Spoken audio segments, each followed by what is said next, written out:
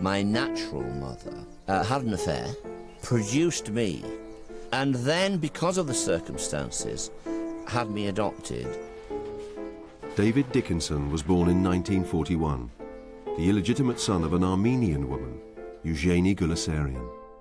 Having found out that I came from this Armenian stock, I've always wanted to know more about it.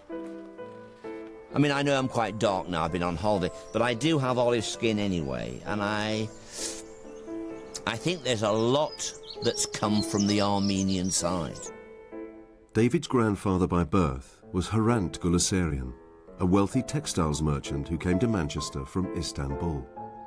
I'm excited about the thought of tracing my grandfather's origins because I think that's what I'm about. I think I'm really East meets West in a way. There's a certain amount of English in me, the working classness of being brought up by an English family, and there's a little bit of this Orientalism, there's this Middle Eastern thing too that runs in the veins.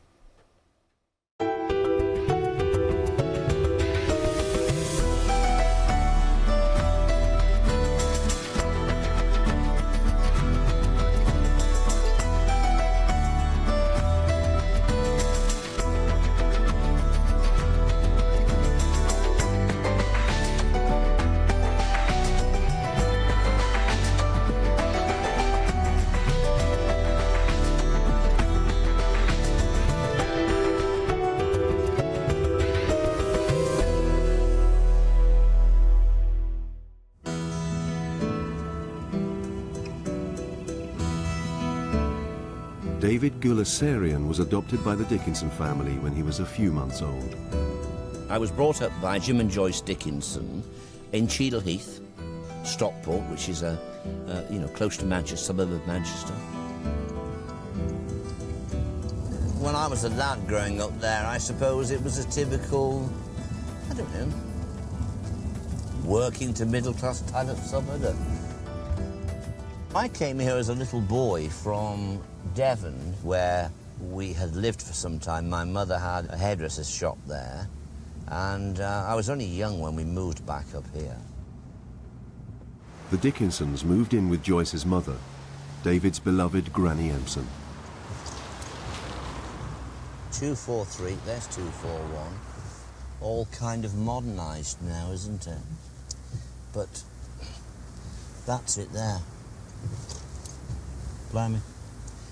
I used to be in that little bedroom there on the right.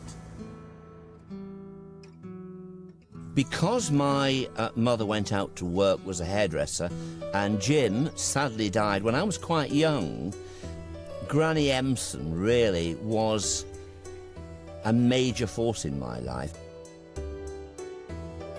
I always felt a little different.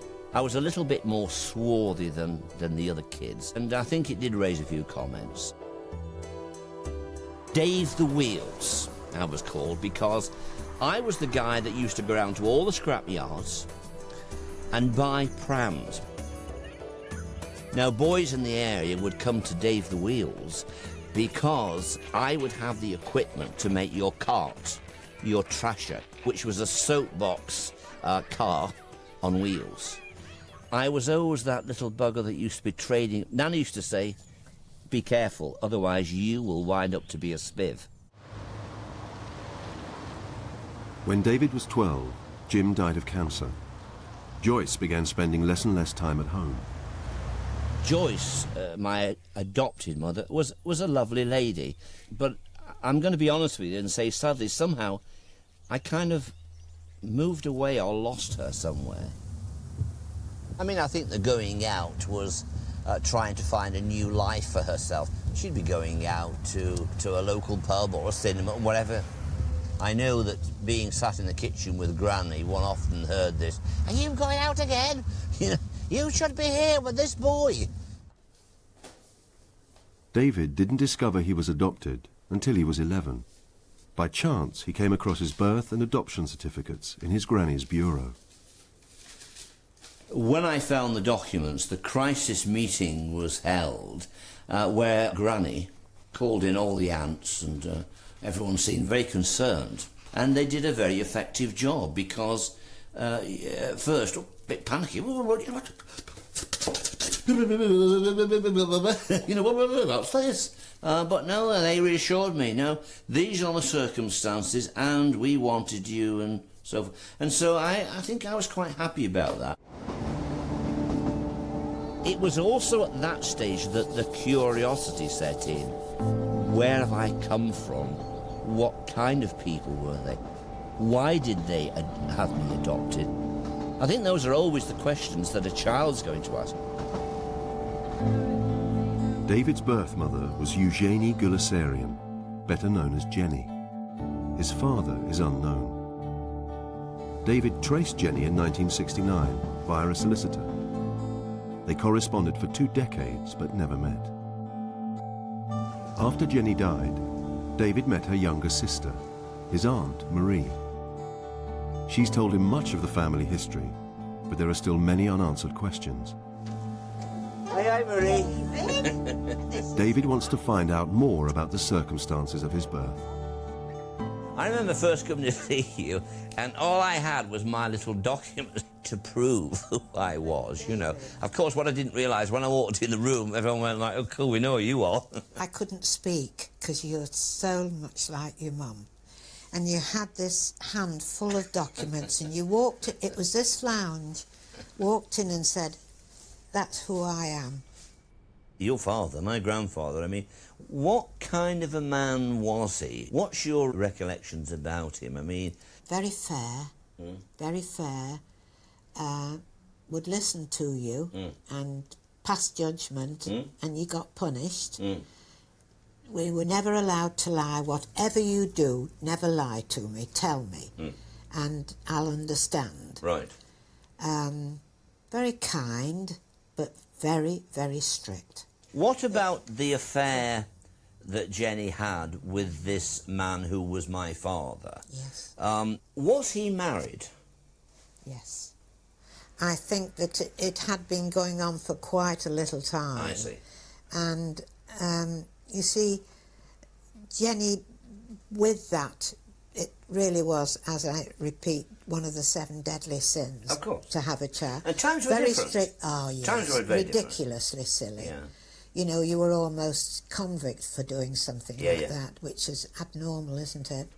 Why do you think she gave me up? Do you think it was the pressure from your dad, or could she not face your dad? She could not face him. We came away and we went into digs, as they called them in those days, Jenny and I together. And I don't think he ever knew.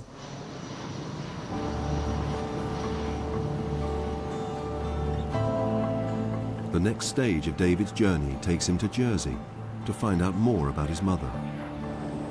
Shortly after David was born, Jenny met Bert Moss. They married in 1943. They had a son, Ken, a year later, and moved to Jersey. They decided never to tell anyone about David's birth. David was 28 when he traced Jenny, and they corresponded in secret. Whenever David offered to visit his mother, she refused. When she died, they'd never seen each other face to face. I could have got on a plane at any time and came over here. I had all the confidence in the world, and I could have just walked up to the door. Hello, how you doing? Dave Dickinson's the name, adopted child. What's happening here, guys, you know? But I considered that, why should I do that? Why should I enter this woman's life and kind of turn it topsy-turvy and cause her grief? She was scared, she was nervous. She said to me that her husband could be rather difficult. The truth may be she just couldn't face up to meeting the child that you give away. And I think I respect that also. David's half-brother Ken and his wife Sue live in the same house where Jenny and her husband Bert lived for 40 years. Hey. Ken and Sue only learnt of David's existence after Jenny's death in 1989. What kind of weather's The only kind. I was completely gobsmacked. I mean, it was just something unbelievable to learn that you've got a brother that you just didn't know existed, and it was just amazing. And then, of course, we met up in Jersey, didn't we? That's right. But that was quite an emotional experience for me, I remember, really. well. Because I said to Marie, do you think I'll recognise David? I mean, does he look at all like Mum? And she said, oh, you won't believe the likeness.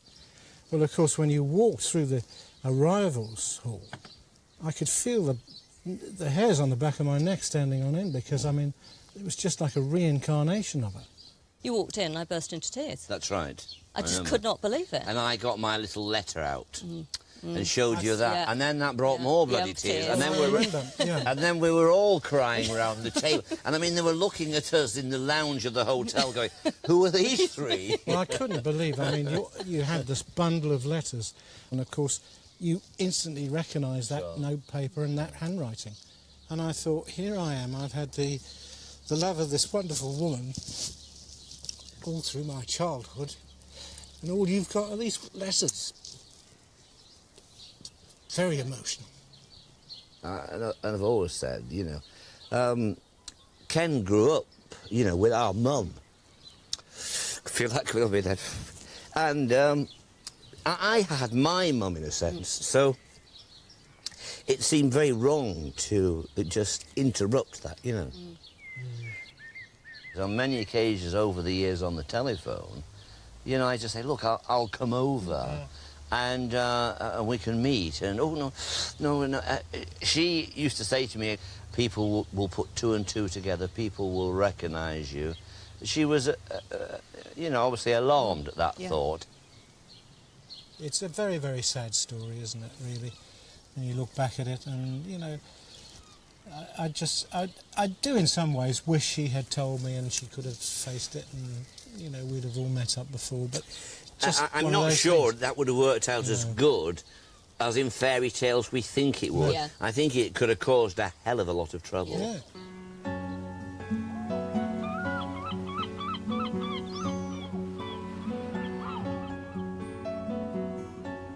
You know, everyone you speak to, on the odd occasion when you're across it, you speak to someone that they knew Jenny. They always said, what a nice woman, you know, bake cakes, did this, get all the kids round. She was a genuine nice woman. She wasn't a hard woman, she wasn't a callous woman. And so you have to think that the pressure, as we've said, was something she could not handle. And so she did what she thought was the best.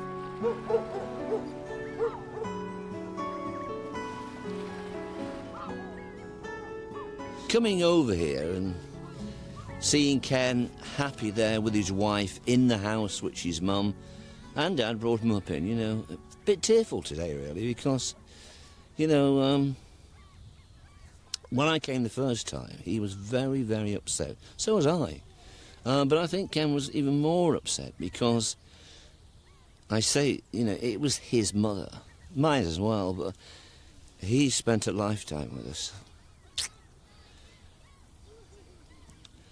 I found it quite upsetting seeing him upset.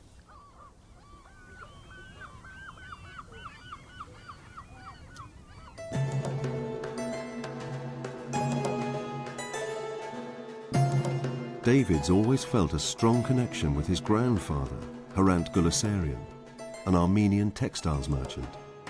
He left Istanbul for Manchester in 1904. David and his wife Lorne have often wondered about his life. Bloody hell, he was a handsome chap, wasn't he? Yeah. I don't know, I've actually seen that one. That's Hrant, I presume. Very elegant. Why don't you grow a moustache like that, David? This obviously is him at home. Look at the house, David. Can't have been that old then, can he? Very posh. He came over to join his uncle who had already set up in business here, and obviously was doing quite well. I think they must have been in kind of a business family or a middle-class family. That's my mother there, you see, with a nanny in a pram. And this is the house. I knew he was, you know, quite well off or was a millionaire when he was in his 20s, but that's a very grand-looking place, isn't it? Yes, I'd like one like that, David. My grandfather still remains somewhat of a mystery. As a teenager growing up, I've always, rather silly I suppose, I've modelled myself on him in the sense that I don't know much about him. I know he was successful. When Hrant came to Manchester, he joined a thriving Armenian community. The Christian Armenians faced persecution back in Turkey, and tens of thousands of families fled abroad. Many trading families, like the Gulasarians, saw business opportunities in Manchester. It was the industrial heart of Britain and the centre of the cotton industry. At the Armenian church in Manchester, David's arranged to meet Warden Tato Kuligian. Tato, nice to meet you. I just wondered if there's any reference anywhere to my grandfather, Mr. Gulasarian, who lived with, I don't know where, somewhere perhaps in this area, but he may have come to this church, I don't know. We've got records of all baptisms. Oh, really? Funerals, weddings. Right. So if he's had any of those done in this church, we have a record of it. All right. This book records all the marriages. Records of marriages, yes. Gulasarian, Jackson. Blimey there, yes. Hrant Gulasarian. And his wife? And his wife in English, Mary Adelaide. Blimey, that's it, isn't it? Yes. What date was that? 30th? I'm a 60th. 30th of August, 1917. OK, so August 1917 he was married. He was married here at this church? He was married in this church. That's interesting. Now, I always knew that they were of a different age. She is 17 years of age. That's right, yes. How old was Hrant then? He was an older man? 29. So he was about 12 years older. And the story goes that this young woman walked into his office and was this vision that he... That's good. There was this vision that he saw and he thought, I'm going to marry her. Hrant and Mary Adelaide had 3 children. David's mother Eugenie, born in 1919, Jack in 1921, and Marie in 1923. There's Eugenie Blimey. Gulasarian. That's my mother. She was born in 1919, 12th of September 1919. Blimey. Oh, that's interesting. Warford House. Now, I've heard that name before. I think Marie told me that's where they lived, a country house. Warford House, Warford, Cheshire.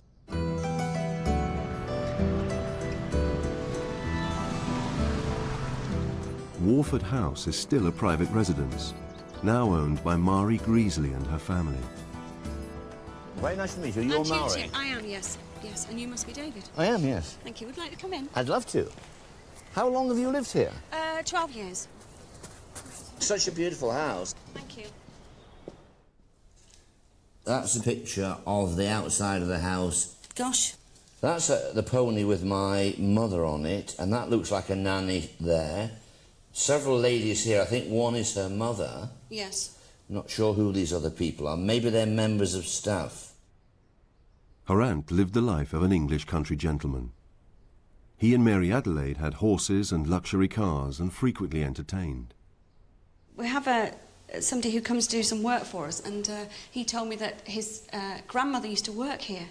And he'd mentioned that also they had a lot of parties. And they were real party animals. I think it was kind of house party time where they all came with their cars and their wives. Yes, and yes. Some of the photographs I've seen, there's some quite dandy-looking men with straw hats and Malacca canes and boating blazers with their wives, and they're gathered here. But the happy times at Warford House were all too brief. During the 20s, Hrant's fortune started to decline, and tensions grew between him and Mary Adelaide. I think not long after they had this house, they were going through stormy weather, I think. Right. I think the impression that I have got from my aunt, my mother's sister, and from other people. Yes, she tended to gad about a bit, and I should imagine that led to arguments and problems. Mari shows David his grandfather's study. A bit of a man's sanctuary in here, you know. You can imagine, perhaps a pedestal desk may be there, looking out onto the garden. What's the children playing, or the wonders they had here? Yeah, well, I think at that stage, 1920, there really would have only been my mother, who was quite young.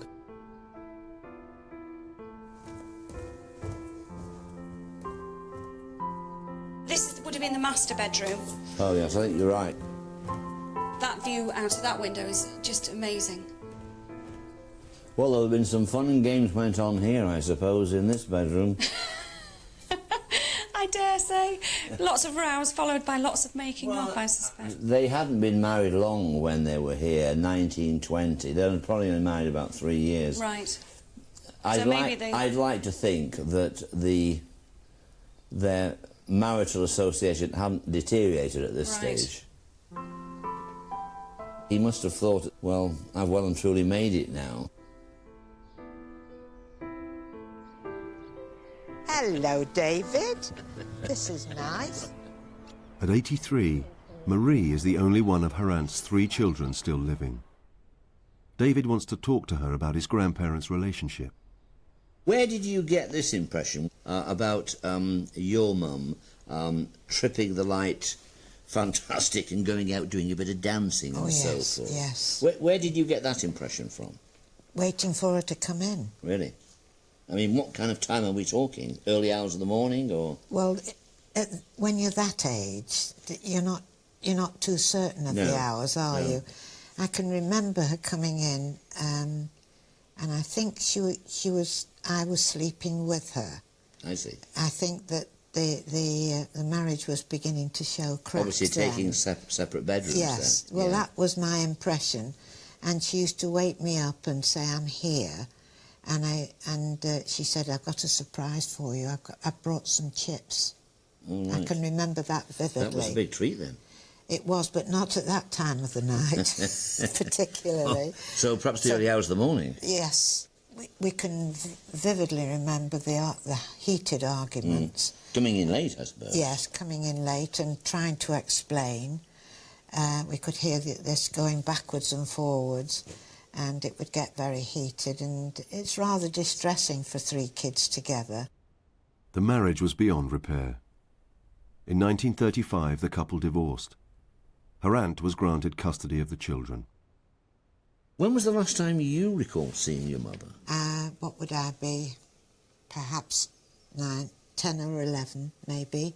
But I remember her mother, my grandmother, saying, "I've got a lovely surprise for you. We're going to go to Manchester." Mrs. Jackson? Yes. Right. I was told not to say a word.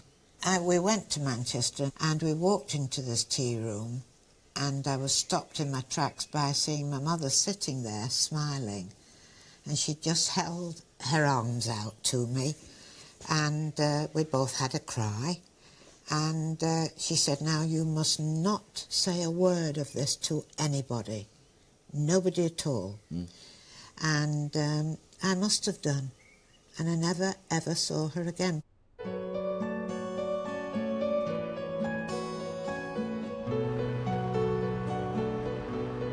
Marie's childhood memories have been David's only source of information. But he still wants to know what was behind the rows between his grandparents and why Mary Adelaide disappeared so completely. In the Manchester City Archives, he orders up the couple's divorce papers from 1935. The respondent has frequently committed adultery. Interesting. She has recently committed adultery with Frederick Williams, whoever Frederick may be. Mary Adelaide, how can we say, distanced herself from her husband. Perhaps in that 16 years they drifted apart. I think I'm trying to be as nice as possible. They drifted apart, the younger woman, the older man, and what can you say when your grandmother turns out to be a bit of a tart, I think, actually, it looks to me. Poor Harant must have been distraught. I can also see here what state of mind Eugenie must have been in. And then having an affair with what appears to be a married man. Can you imagine going and trying and telling your father that in 1941? As bad as being with child was, can you imagine saying, I'm now pregnant by a married man? And he's just had his wife run off 6 years previously and had a divorce. No, I don't think you'd face up to that, and I don't think she could face up to it. And so it does bring into focus a little bit more clearly how my situation has developed. Now David wants to find out more about his grandfather's textile business in Manchester and whether it had links to Istanbul.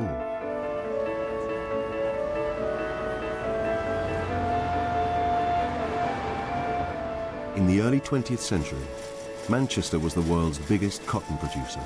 Britain was exporting up to 7 billion yards of cotton a year. There were scores of textiles merchants like Harant Guleserian, middlemen who bought materials wholesale and sold them throughout the world. At the Manchester Museum of Science and Industry, curator John Messner has some of Harant's business records, including a list of his creditors from 1920. That's a list of bills received or brought forward. So these are people who are paying the firm. There's some quite substantial sums there. There are, yes. These are the sums of money they were dealing in. £33,077, £1,130, 900, 100, 1,200, 1,400. So quite large amounts of money. It looks to be a total here of something like £49,610, 10 shillings and 2p. Well, I would have thought £50,000 in 1920 was quite a bit of money. Was a lot of money, yes. Serious money, you know. In today's terms, this would amount to £1.3 million. So we have some interesting information here. This is an address on Dickinson Street, right, strangely enough, of a BBS Guleserian. So this could possibly be a relative of your grandfather's. This is 1896. 1896, that's right. Guleserian BBS brothers. That could be part of the Guleserian family here in 1896. What's the next page? The next page mentions 1908, a Guleserian Stepan, and on the final street directory we have for you, which is from 1923, it just mentions a H Guleserian. Stepan may have been his uncle, but I think in 1923, shipping merchant H. Guleserian is Harant. I'm rather intrigued by this Guleserian brothers because that could indicate there were other branches in other parts of the world. I'm kind of fingers crossed thinking, is there any records of Guleserian brothers in Istanbul? The documents in the museum showed an address on Princess Street, where Harant traded in the 1920s. Well, that's where I used to work there. In the 1960s, David worked on the same street, selling gentlemen's suiting fabrics. 56. All these buildings, I used to go a lot into this building here, and into this one, India House. That was all textiles. And for my lunch, I used to come across to these traffic lights, and on the right-hand side, used to be a little Indian restaurant that used to do a set menu, and so I'd come and have that nearly every day. He's listed as H. Guleserian of 86 Princess Street, so the little old boy would have been coming in and out here with his Homburg hat and going about his business, coining it by the sounds of it. David knows Hrant's business was beginning to flounder when Mary Adelaide left him. He's invited over his cousin Mark, who he's never met before, to talk about Hrant's later years. Are you Mark? Bloody hell. Good on you, mate. Mark has information passed down from his father, Jack, Hrant's only son. When the cotton industry went into decline, Hrant's business suffered too. Over the years, his income dwindled. Eventually, he ended up living in a hotel room in Blackpool. He died in '63, so I would have been 7 when he died. But Yeah. I met him when he moved to Blackpool. Right. To the hotel there. Yeah. I mean, I recall seeing him in a hotel bedroom. I remember that quite vividly. So that's probably his quarters, you know, he's... Yeah, exactly. I mean, I have this memory of him, of going to see him when he was propped up in bed. The final hotel was in South Promenade in Blackpool, and that's where he died. And he was on his own, really. Talking about him, I have his diary here, a diary from 1956, but there's some quite interesting quotes in it as well. But he lists obviously part of his business, because he's talking about his clothing and who's got what. But there's a couple of interesting things here where he's got... strange, isn't it? Happiness is a positive acceptance of the will of God. And then there's some... Was he a religious man? I believe he was deeply Christian. My father writes saying that he was a very Christian man. Very Christian. In 1963, Hrant became very ill, but stubbornly refused to tell his children. He died alone in the hotel in September of that year. He left very, very specific instructions in his will, which I just read out to you here. No flowers, no mourners, no religious service, and his ashes to be scattered. Which is really, I find it quite strange. Reading the will, which Mark had, my gut instinct told me he got a bit embittered with life. The loss of his wife, I think it broke his heart.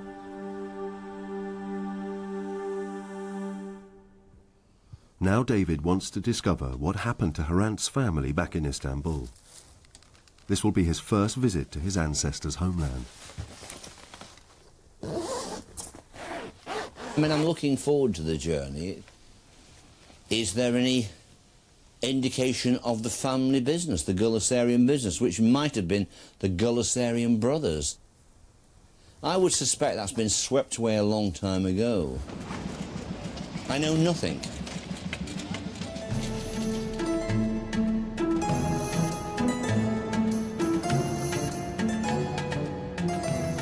Hrant Gullisarian left Istanbul in 1904. He told his family in England almost nothing about what he left behind. My hopes are that some strands of the family still exist here in Istanbul, where Hrant came from. When Hrant left, hostility between the Muslim Turks and Christian Armenians was reaching its peak. There were persecutions, massacres of the Armenian community. A considerable number died, upwards of 1 million. My thoughts really are, did the remaining relatives, did they perish in that period? Did they go elsewhere? Or did they stay here? Who knows? There may be nothing here, I just don't know.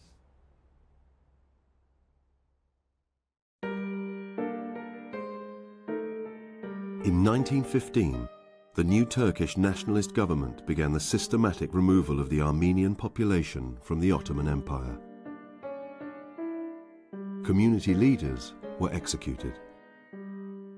Women, children and the elderly were marched to concentration camps in the Syrian desert.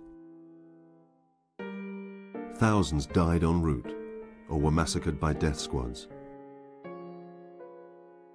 Most Turks believe the events were part of the general turmoil of World War I. For Armenians, they're known as the genocide. the issue is still highly sensitive.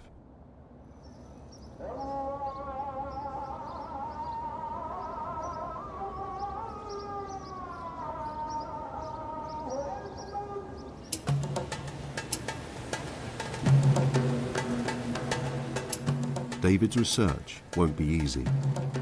State records in Turkey are difficult to access. So he's hired an Armenian historian, Ani Degemengian, to help him discover the fate of the Gulisarian family. Ani has suggested they search church archives which have thorough records of the Armenian community. David hopes to find evidence of Hrant's parents, Bogos and Hayganush Gulisarian.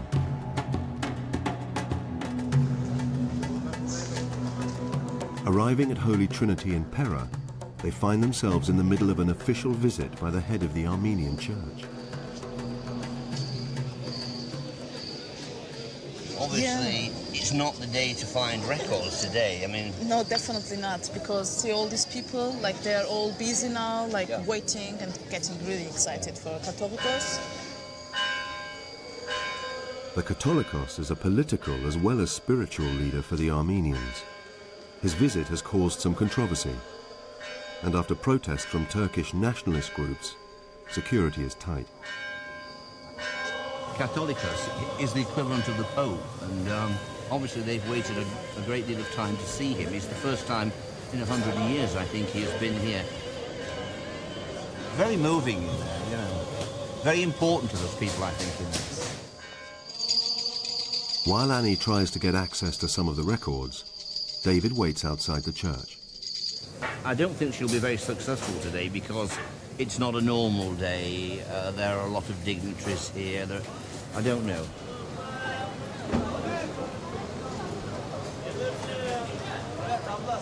Well, I wasn't that lucky, but I did find something for you.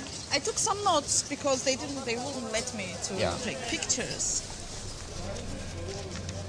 What I found is that Boris Gulisarian, your grand-grandfather, has been at this church. This church we've just come, at right? This church. Did he live in this area, do you think?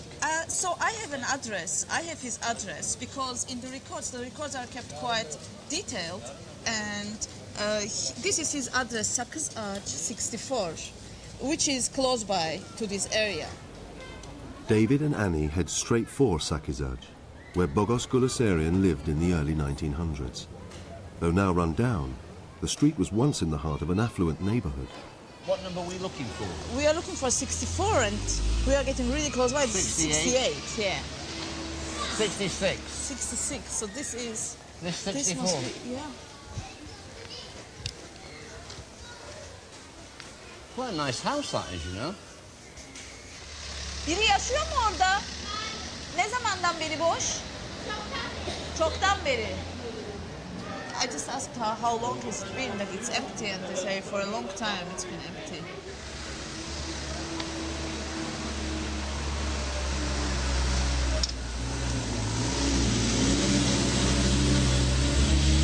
Quite a nice house inside, you know. Oh my God. Tell you what, you could do a fantastic job on this, you know. Evet.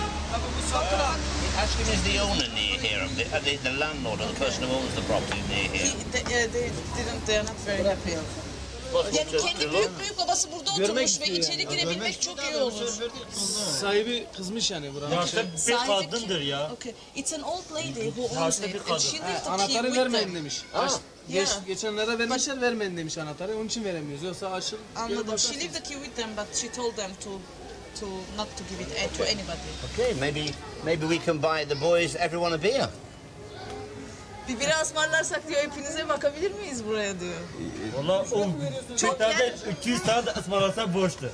200 tane de ısmarlarsa borç. They won't be able to sell the key for the beer, like not to sell the key, only but to just sell to the... look.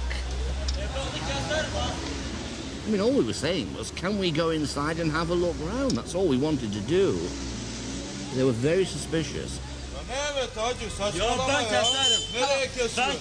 Kes hadi. Oh my God.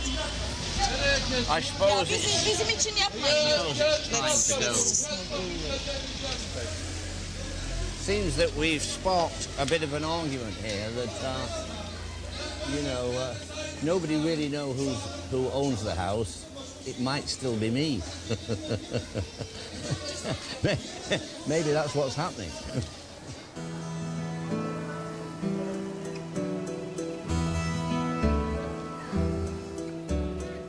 Revisiting my great-grandfather's home today, it looked to me, perhaps I'm just fantasising, but it looked to me that no one's lived there since perhaps the 20s.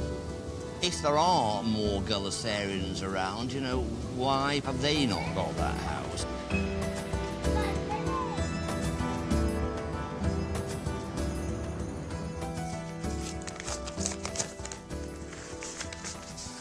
A fax has arrived from England.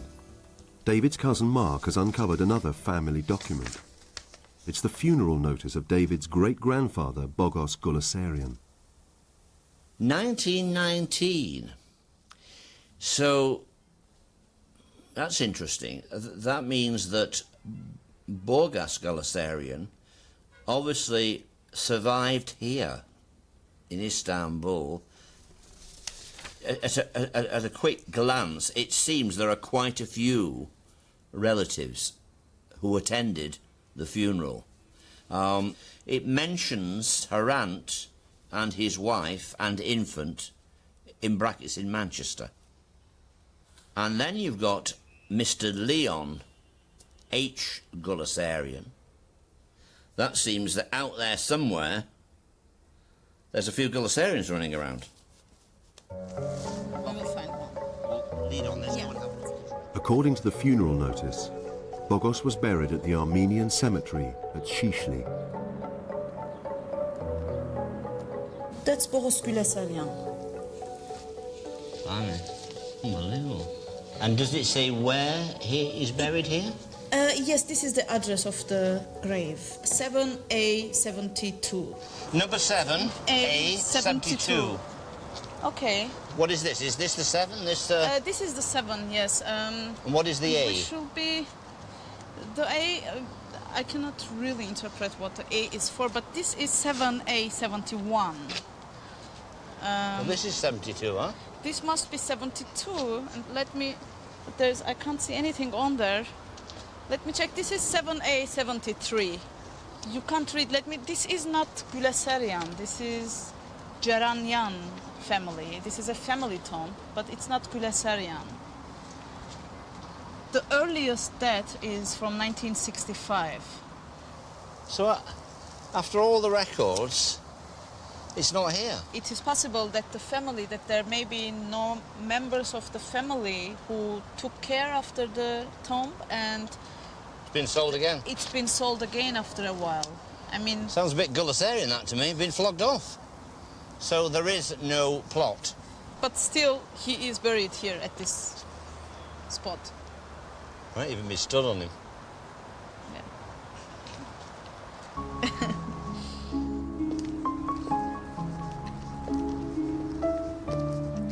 When I saw the document prior to going into the cemetery, there seemed to be quite a few strains of the family with children, and so my hopes were high. But then the plot allocated to the Gullisarian family had been taken over in the 60s by another family. You have to say, well, why is that? Why was it not tended? Is there no one here to tend it? If there are living relatives in Istanbul, David hopes he might find them by advertising. The Argos, please. He's placing an advert in Argos, the most widely read Armenian language newspaper in the city. Headline is Gullisarian family. I am looking for relatives of Bogos Gullisarian and Heganush Gullisarian. David's next task is to find the Gullisarians' local church, so he can build a fuller picture of the family from the records.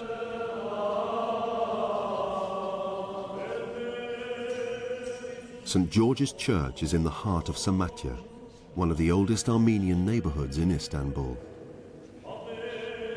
It's almost like seeing yourself in a way. very much like seeing my mother. When I looked round there, some of the faces, the eyes, some of the middle-aged women are very much like photographs I had of my natural mother. And there certainly is a look with this group of people.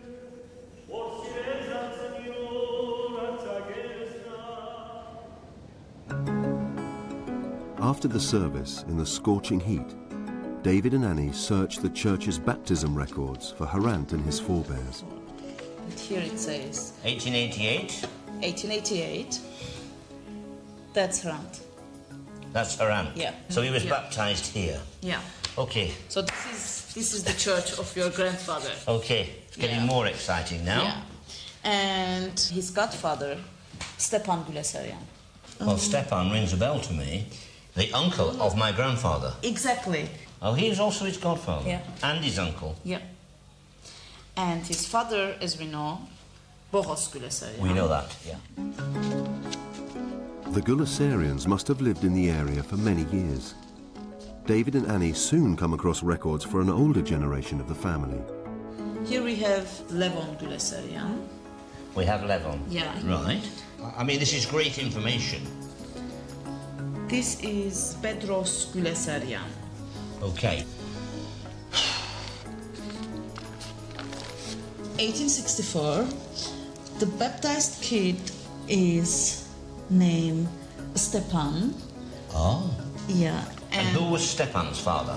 Stepan's father was Harutyun. Harutyun Guleserian. David's great-great-grandparents, Hrutian and Sofig Guleserian, had 4 sons: Levon, Stepan, Bedros, and Bogos, Hrant's father.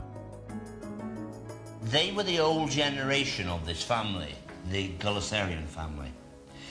What I think is interesting now, and it's only speculation, but when I looked at the textile records, the early records stated Guleserian brothers. So it may well be that Stepan, Levon, Bogos, Bedros are the Guleserian brothers.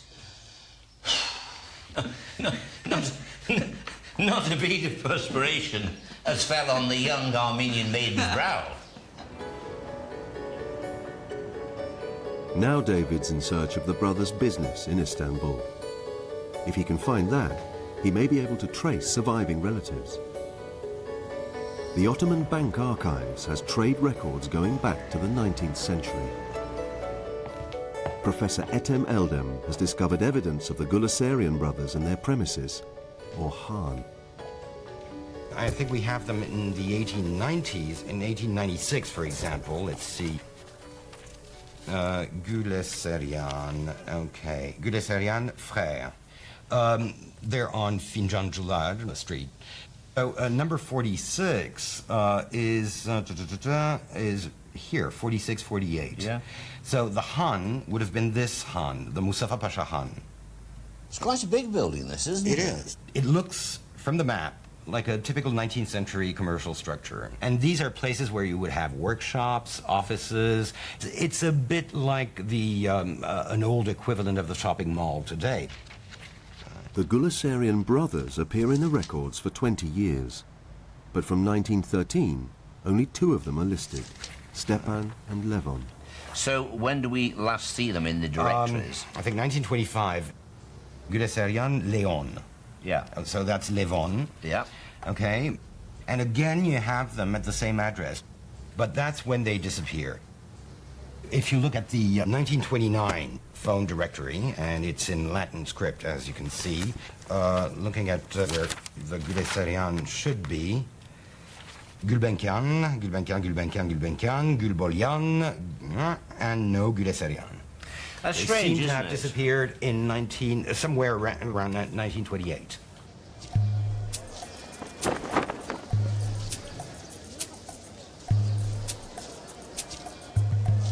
Well, I'm trying to locate this Mustafa Pasha Han, the commercial building where the Guleserian brothers were last trading. In fact, I think it's the last known address of Levan Guleserian as well, so it is around here somewhere. saffron. We have the best caviar, Iranian and Russian caviar, Beluga, Imperial. Not me, man. We have the best saffron.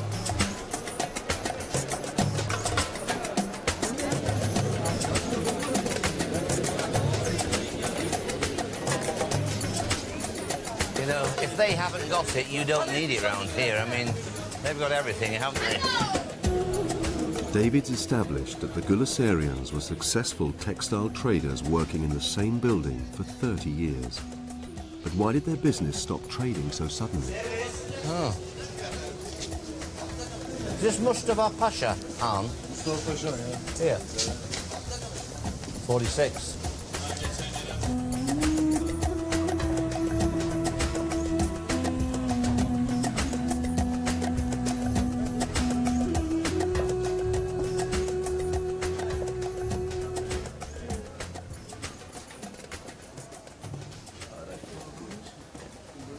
My grandfather and great-grandfather were here at number 46. 46 number. Gulasarian. About 1900, many years ago. 100 years ago. He knows the traders in this building since 50 years before, because he's the owner of this place. Yeah. But he's 50 years before that. The atmosphere of it here, haven't you? This on with the central area here and the various galleries and all the fabrics, you know, draped about here, ready for trade. It's still going on, isn't it? Not much has changed here since 1900.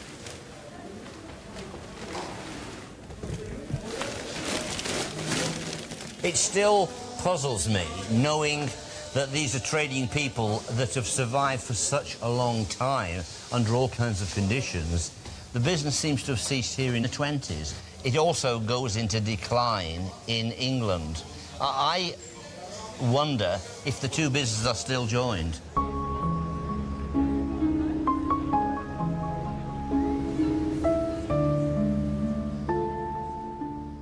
Once again, David and Annie must trawl through church records to discover what happened to the brothers. Here I have Stepan for you. Okay, Stepan. Stepan, yes, Stepan Gulasarian.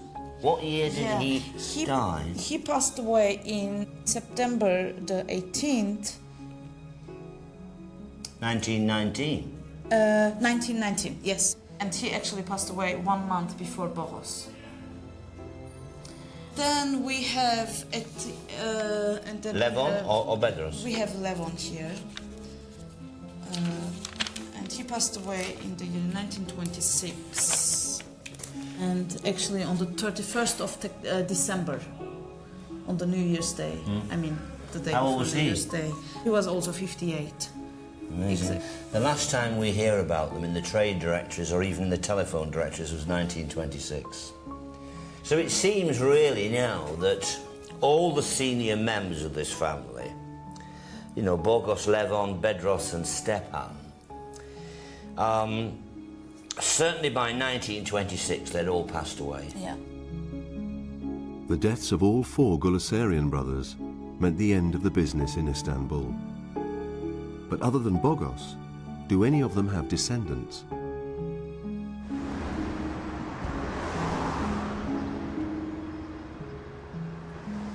David's convinced that at least one of the brothers must have a living relative. He's going to check if the advert in the Armenian newspaper has had a response. Are you Maida? Yes. I'm David Dickinson, Maida. How are you? Oh, nice to meet you. You too. I think I have a good news for you. Oh, fantastic. I think so, yeah. I had a phone call yesterday from a man called Hacik Güleser. What was his name? Güleser. You must go meet him. Fantastic. You must go meet him. Yeah, before I thought, you know, a little bit, we won't find anybody. But now on the last day, suddenly we have found somebody. Very exciting. David's newfound relative, Hacik Güleser, is a third cousin. Hacik works as a jeweler in Istanbul's famous Grand Bazaar. How are you? My name is David, sir. I am very pleased to meet you. I think I'm your cousin. Yeah, exactly. Good man. Oh. Good man. Thank you.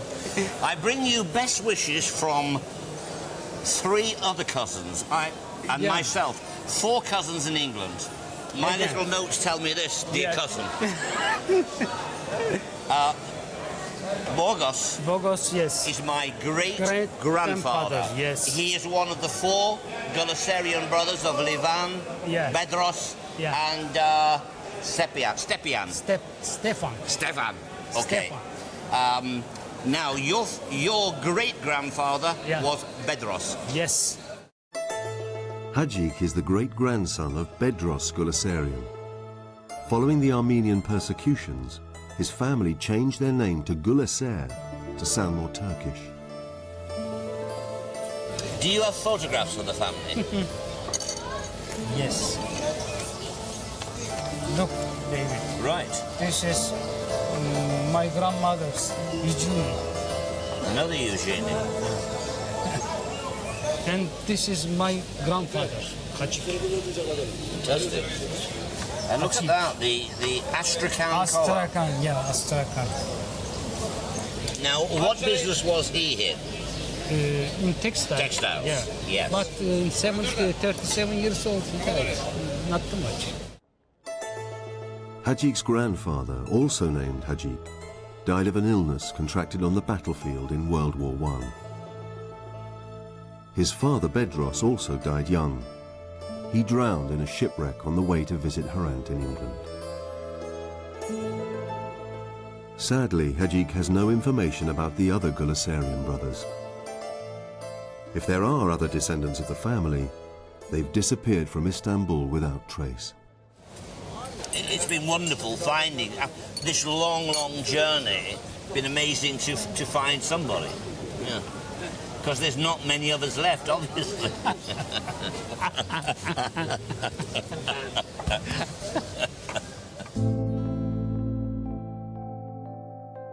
After the death of the Galisarian brothers in Istanbul, David's grandfather, Hrant, carried on the family business alone in Manchester for another 37 years. When he died in 1963, the business died with him. Most people will have their mother and father and will know their roots and never question them. In my case, there's always been a question. Now the circle is completed, as far as I'm concerned. It's put to bed, it's put to rest. I'm not really a Dickinson, I'm definitely a Galisarian.